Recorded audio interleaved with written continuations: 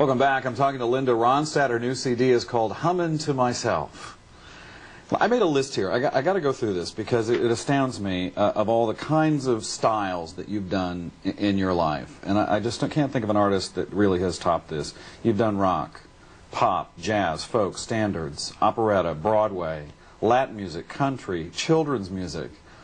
What is it that gives you the courage to want to go out and do all these different kinds of genres and certainly do them so well?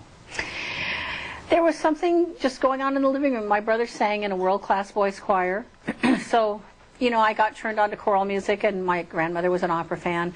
You know, one of my aunts would usually be playing an aria from Bohème, singing it at the piano, or my sister would be playing a Hank Williams song on the guitar, or my mom would be playing ragtime, or she'd be playing something from Gilbert and Sullivan. We had a big book of it on the piano, I remember, and I learned a lot of the songs. My sister sang the part of Buttercup when they did Pinafore.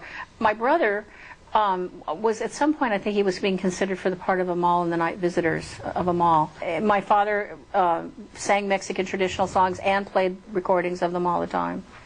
So, and I loved it so much. I couldn't not love it, you know. When you hit it big in the 70s doing rock music, did you know at that point you might do all this other stuff as well? When I left home, Tucson, in 1965, I was 17. I had a Mexican record tucked under one arm and a Peggy Lee record tucked under the other. And I really hoped, there were songs that I adored on those records, and I had hoped that I would be able to sing them. Two of them from the Peggy Lee record are on this record, Blue Prelude and Get Out of Town, Cole Porter's Get Out of Town, which I'm singing really from my, 10-year-old perspective, because that was the last time that I remember hearing the song. I never did those songs professionally, but that's just sort of my 10-year-old longing to still do it. I can't have you here without talking a little bit about an incident that happened earlier this year. You've been an activist all your life, and I'm suspecting there's a part of you that is really proud that you could still cause a little controversy now and then. For people who missed it, what happened? You said something at the end of the concert. What happened at the end of the concert, it was the encore, actually. It was Desperado. It might have even been the second encore. I can't remember how many we did that night. I dedicated it to Michael Moore. I didn't say, anything about the candidates. I didn't say this is who you should vote for. But, I mean, after all, it was an election year. And people were very involved in this election. So I suggested that they see Michael Moore's movie, Fahrenheit 9/11, which I think is a wonderful movie, and everyone should see it. Michael Moore is a truth teller. And what did you hear from the audience when you mentioned that? When I said that I was dedicating the song to him, I heard, yay! And then there was kind of...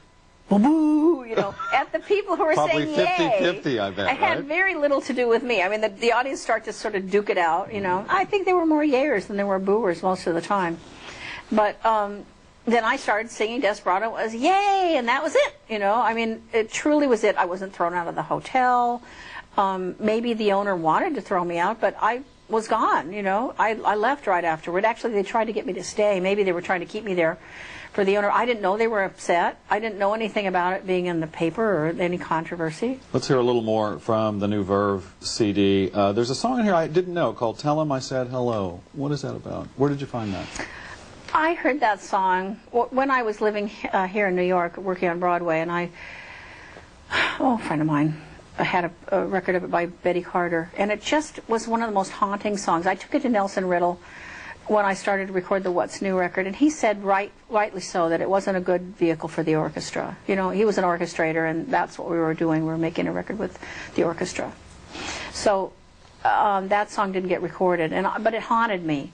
And it's that way with songs. I don't choose them, they choose me. In fact, they demand me to sing them. They yank at my sleeve until they rip it off at the shoulder, until I have to sit down and address it.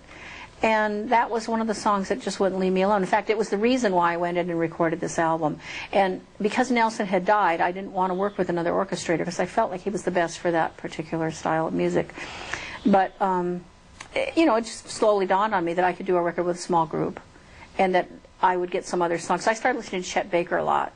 And that's, was kind of what inspired me for this record.